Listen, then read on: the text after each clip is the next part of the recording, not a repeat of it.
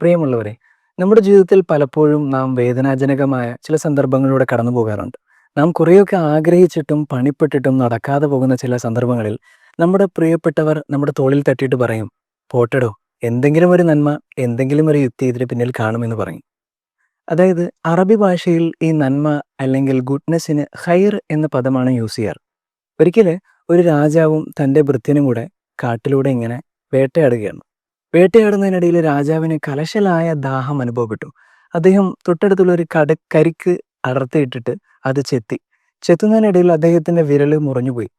അദ്ദേഹം വേദന കൊണ്ട് പുളഞ്ഞുകൊണ്ട് തൻ്റെ ഭൃത്യന്റെ അടുക്കലേക്ക് വരികയാണ്. എന്നിട്ട് പറയുകയാണ്, എൻ്റെ വിരൽ അറ്റുപോയി എന്ന് പറയാണ്. അപ്പോൾ ഭൃത്യൻ പറയുകയാണ്, പോട്ടെ രാജാവേ, എന്തെങ്കിലും ഒരു നന്മ, എന്തെങ്കിലും ഒരു ഹൈർ അതിന് പിന്നിൽ കാണുമെന്ന് പറഞ്ഞു. ഈ ഒരു സന്ദർഭത്തിലും താങ്കൾക്ക് ഇങ്ങനെ മാത്രമേ പറയാനുള്ളൂ എന്ന് പറഞ്ഞുകൊണ്ട് രാജാവ് കോപാകുലനായി അദ്ദേഹത്തിനെ തൊട്ടടുത്തുള്ളൊരു പൊട്ടക്കിണറ്റിലേക്ക് വലിച്ചെറിയുകയാണ്. എന്നിട്ട് ദേഷ്യപ്പെട്ടുകൊണ്ട് വിഷമമായി വേദനിച്ചുകൊണ്ട് രാജാവ് ആ കാട്ടിലൂടെ ഇങ്ങനെ നടന്നു പോകുന്നുണ്ട്.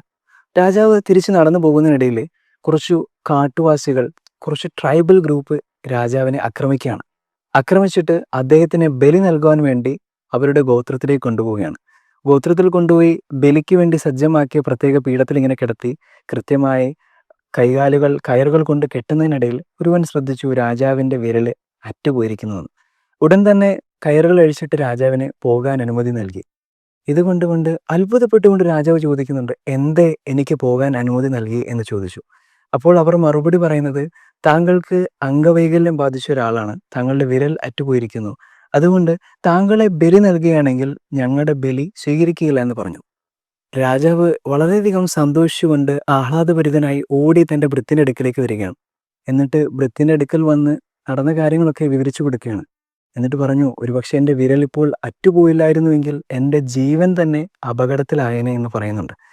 എന്നിട്ട് രാജാവ് അവസാനം തന്നെ ഖേദം പ്രകടിപ്പിക്കുകയാണ്.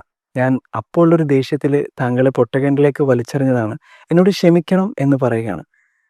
ഇതെല്ലാം കേട്ടുകൊണ്ട് പൊട്ടക്കിണറ്റിൽ നിന്ന് തൻ്റെ ഭൃത്യൻ രാജാവിനോട് പറയുകയാണ്. പുഞ്ചിരിച്ചുകൊണ്ട് അദ്ദേഹം പറയുകയാണ്, രാജാവേ, ഒരർത്ഥത്തിൽ താങ്കൾ എന്നെ ഈ പൊട്ടക്കിണറ്റിലേക്ക് തള്ളിയിട്ടതും നന്നായി. കാരണം ഞാൻ താങ്കളോടൊപ്പം വരികയായിരുന്നുവെങ്കിൽ ഒരുപക്ഷെ അവർ എന്നെ ബലി നൽകിയേനെ എന്ന് പറയുന്നുണ്ട്. ഇത്തരത്തിൽ ഈ കഥ ഇവിടെ അവസാനിക്കുകയാണ്. പ്രവാചകൻ മുഹമ്മദ് നബി സല്ലല്ലാഹു അലൈഹി വസല്ലമയുടെ ഒരു അധ്യാപനമുണ്ട്. അതായത് ഒരു വിശ്വാസിയുടെ കാര്യം എന്നാൽ അത്ഭുതമാണെന്നാണ്. അവന് ഒരു നന്മ സംഭവിക്കുകയാണെങ്കിൽ, അവനൊരു അനുഗ്രഹം ലഭിക്കുകയാണെങ്കിൽ അവൻ അതിനെ സ്തുതിക്കും.